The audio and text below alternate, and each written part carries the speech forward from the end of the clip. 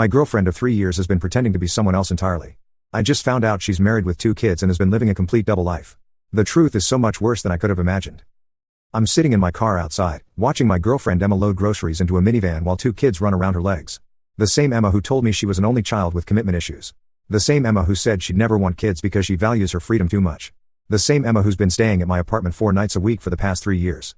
But let me back up and explain how I got here. I met Emma Richardson 3 years ago at a work conference in Seattle. I was presenting on data analytics for healthcare systems. She was there representing her marketing firm. We grabbed coffee during a break and ended up talking for hours about everything except work. She was witty, intelligent, and had this way of making me feel like the most interesting person in the room. I'm based in Portland too, she said as we exchanged numbers. But I travel a lot for work. Probably not the best setup for dating, but maybe we could grab dinner when we're both in town? That dinner turned into regular dates whenever she was back from business trips. She explained that her firm specialized in marketing for tech startups across the Pacific Northwest, which meant she was constantly traveling to client sites.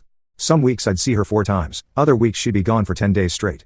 I hate being tied down, she told me after we'd been dating for about 6 months. My last relationship ended because he wanted me to quit my job and become a housewife. Can you imagine me baking cookies and hosting dinner parties? I couldn't. Emma was fiercely independent, ambitious, and always had her phone buzzing with work calls. She kept a suitcase permanently packed and could pivot travel plans at a moment's notice. It was actually one of the things I loved about her. She was unlike anyone I'd ever dated. Do you want kids? I asked her once, about a year in. She shuddered dramatically. God, no. I can barely keep a plant alive. Kids would be a disaster. What about you? I always thought I did, I admitted. But honestly, I like our life. Just us, no complications. She smiled and kissed me. No complications. I like that. We fell into a comfortable routine. Emma would stay at my downtown Portland apartment Sunday through Wednesday most weeks, then travel for work Thursday through Saturday. Sometimes she'd be gone longer for big client presentations or strategy workshops. She never invited me to work events, explaining that her company had strict policies about mixing personal and professional relationships. Plus, she'd say, you'd be bored out of your mind. It's all corporate jargon and bad hotel conference room coffee. I respected her boundaries. I had my own demanding job as a senior analyst for Oregon Health Sciences, and I appreciated dating someone who understood that careers require sacrifice and focus. The only thing that occasionally bothered me was how private she was about her past. She'd mentioned growing up in Eastern Oregon, but was vague about details. No photos of family, few stories about childhood, and she always changed the subject when I asked about her previous relationships. I'm not really close with my family, she'd say. Small town drama, you know? I came to Portland to start fresh. Her social media presence was minimal, a professional LinkedIn profile and an Instagram account with maybe 30 photos, all taken after we'd started dating. When I asked about it, she laughed. I'm terrible at social media. Half the time I forget to post anything. Besides, I'd rather live my life than document it online. Everything started unraveling 3 weeks ago, and it began with something completely mundane, a pharmacy mix-up. I was picking up my blood pressure medication at the Walgreens near my apartment when the pharmacist handed me the wrong bag. Emma Richardson? She asked, reading the label. No, that's not me, I said, but then I stopped. Emma Richardson. My Emma's last name was Martinez. At least, that's what I'd always known. Oh, sorry about that, the pharmacist said, taking the bag back. Prenatal vitamins. Must be for another customer. Prenatal vitamins. Emma Martinez/Richardson was picking up prenatal vitamins. The woman who shuddered at the thought of having children. I stood there for a full minute trying to rationalize it. Maybe she had the same name as someone else. Maybe she was picking them up for a friend. Maybe there was a perfectly reasonable explanation. But something in my gut told me to pay attention. That evening, Emma was staying over. I watched her more carefully than usual, looking for signs I might have missed. She seemed normal, affectionate, funny, complaining about a difficult client in Eugene. Actually, she said around 9 p.m., I just got a text. They need me to drive down there tomorrow morning instead of Friday. Scheduling conflict. That's annoying, I said. But you'll be back by the weekend? Should be. Sunday at the latest. She packed her always ready suitcase and left early the next morning with a kiss and a promise to call me that evening. But I'd already made my decision. I was going to follow her. I took a personal day from work and waited in my car across from my apartment building. At 7:47 a.m., Emma came out with her suitcase, got into her Honda Civic, and drove north on I-84. Not south toward Eugene. North toward the suburbs. I followed at a distance, my heart pounding. She took the Beaverton exit and wound through residential neighborhoods until she pulled into the driveway of a modest 2-story house on Maple Street. A house with a swing set in the backyard and kids' bikes on the front porch. I parked across the street and watched as Emma used her own key to enter the house. 5 minutes later, a man came out, kissed her goodbye, and drove off in a work truck with Richardson Plumbing painted on the side. Richardson. Not Martinez. I sat in my car for 3 hours, taking photos and trying to process what I was seeing. At 11:30, Emma came out with 2 children, a boy who looked about 8 and a girl maybe 5 or 6. They all got into the Honda and drove to what appeared to be a grocery store. I followed them inside, staying far enough back to observe without being seen. The kids called her mom. She moved through the store with the practiced efficiency of someone who'd done this 1,000 times, letting the boy pick out cereal while negotiating with the girl about yogurt flavors. "Can we get ice cream for dessert?" the boy asked. "We'll see how good you are at helping me put groceries away," Emma said, ruffling his hair. "And remember, Daddy's working late tonight, so it's just us for dinner." Daddy? Working late? Just us for dinner? I watched my girlfriend of 3 years act like a completely different person. She wasn't the ambitious, independent marketing professional who traveled constantly for work. She was a suburban mother buying groceries for her family. I left the store before they did and drove home in a daze. That evening, Emma called me as promised. "How's Eugene?" I asked, my voice sounding strange even to myself. "Exhausting. The client keeps changing their requirements. I might have to stay an extra day." "That sucks. Miss you." "Miss you too. I'll make it up to you when I get back." After we hung up, I did something I'd never done before. I hired a private investigator. I know it sounds crazy, but I needed to understand the scope of what I was dealing with. Was Emma actually married? How long had this been going on? Was I the other man, or was her husband? The PI, a woman named Rebecca Santos, was surprisingly understanding when I explained the situation. "This is more common than you'd think," she said. "People living double lives, maintaining relationships in different cities or even different neighborhoods. Usually it's about money, sometimes it's emotional, occasionally it's both."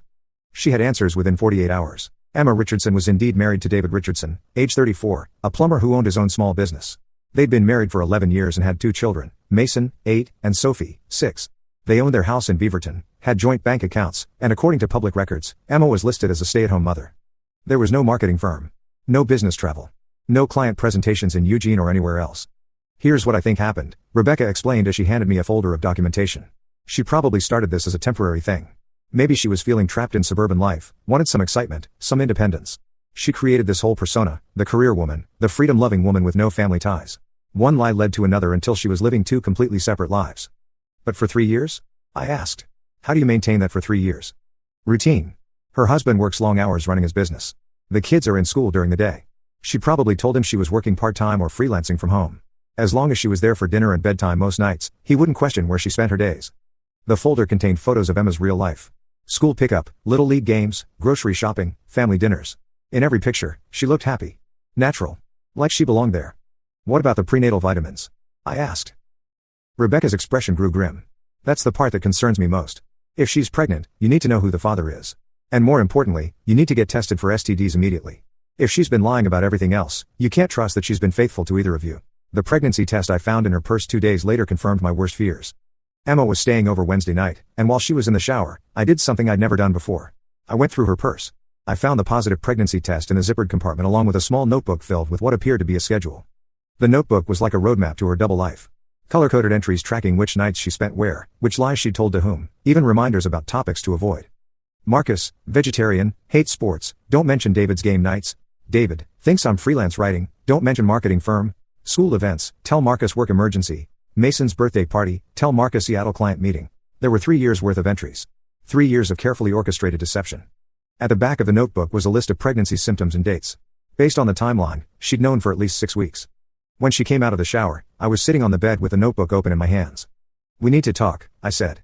I've never seen anyone's face change so quickly. In the span of 2 seconds, Emma went from relaxed and happy to completely panicked. "Marcus, I can explain. Are you married?" She opened her mouth, then closed it. Then opened it again. "It's complicated." "That's not an answer. Are you married to David Richardson?" The color drained from her face. "How do you? Yes or no, Emma? Are you married?" "Yes." It came out as barely a whisper. "Do you have children?" "Yes." "Are you pregnant?" She started crying. "Yes." I set the notebook on the nightstand and looked at her. Really looked at her. This woman I thought I knew, thought I loved, thought I was building a future with. "Whose baby is it?" "I don't know," she sobbed. "I think yours, but I don't know for sure." The next 20 minutes were a blur of confessions, explanations, and justifications that made no sense. Emma tried to explain how it had started small, just wanting some time away from domestic responsibilities, some adult conversation, some romance in her life. "David works 60 hours a week," she said through tears. "He comes home exhausted and falls asleep watching TV. We barely talk anymore." I felt invisible. "So you created an entire fake life?" "I never meant for it to go this far. It was supposed to be temporary, just until I figured out what I wanted. But then I fell in love with you, and I didn't know how to end it without losing everything. Everything you built was based on lies. But my feelings for you weren't lies. The love was real, Marcus. That was the only real thing." I asked her to leave. She begged me to let her explain more, to work things out, to find a way forward. But I couldn't even look at her anymore. "Does your husband know about me?" "No." "Does he know you're pregnant?" "No. I haven't figured out how to tell him." "You need to figure it out. And you need to figure out who the father is. And then you need to decide which life you actually want to live, because you can't have both anymore. She packed her things and left. I haven't seen her since. But last night, I got a phone call from David Richardson. Is this Marcus? The voice was gruff, tired. Yes. This is David Richardson. I think you've been sleeping with my wife. My stomach dropped. How did you? She told me everything. Well, probably not everything, but enough. She's pregnant and says it might not be mine. We talked for an hour. David was surprisingly calm, considering. He'd apparently been suspicious for months about Emma's behavior and had finally confronted her when he found the pregnancy test. She broke down and told me about you, he said. Said she'd been living 2 lives for 3 years. Said she didn't know what she wanted anymore. I'm sorry, I said. I had no idea she was married. I would never have. I believe you. Emma's good at lying when she wants to be. David told me that Emma had moved in with her sister temporarily while they figured out next steps. She wanted to try counseling, wanted to work things out with their marriage, but also didn't want to completely cut contact with me. She keeps saying she loves both of us, David said. That she can't choose. But that's not how this works. What are you going to do? I'm filing for divorce. I can't trust her anymore, and our kids deserve better than this mess. What about you? I don't know, I admitted. I thought I knew who she was. I thought we had something real. Maybe you did, in her mind. But it was built on lies from day one. That's not real, man. After we hung up, I sat in my apartment looking at 3 years' worth of photos and memories. Emma laughing at my kitchen table. Emma curled up on my couch reading. Emma wearing my t-shirt making coffee in the morning. How much of it was real? How much was performance? This morning, I got a text from Emma. Can we please talk? I know I messed up, but I love you. We can figure this out. I stared at the message for a long time before deleting it. The paternity test results should be back next week. Depending on the outcome, I might be connected to this situation for the next 18 years. But either way, Emma Richardson isn't the woman I fell in love with. That woman never existed. I keep thinking about David's words, that's not real, man. He's right. You can't build something real on a foundation of lies, no matter how convincing the lies are. And 3 years of my life just evaporated because I fell in love with a character Emma was playing, not the person she actually is.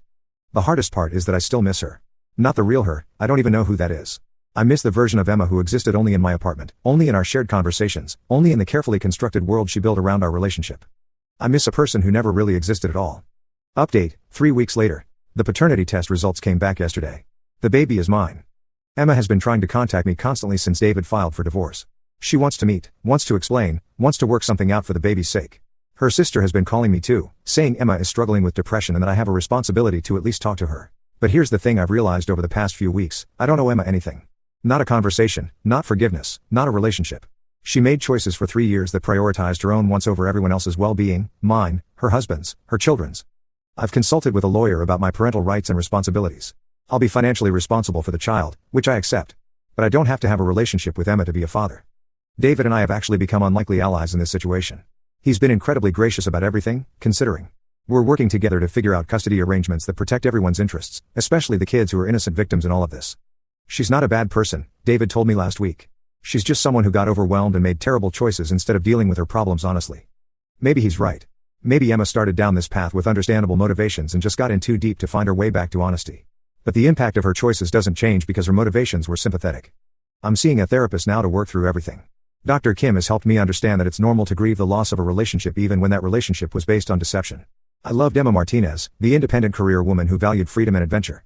The fact that Emma Martinez never existed doesn't make the loss feel less real. Emma Richardson, wife, mother, suburban woman living a double life for 3 years, is someone I never knew at all. I have a baby coming in 6 months. A child who will grow up in a complicated situation because of choices their mother made before they were even conceived. But I'm determined to be a good father, even if I can't be Emma's partner. Sometimes I wonder what would have happened if Emma had just been honest from the beginning.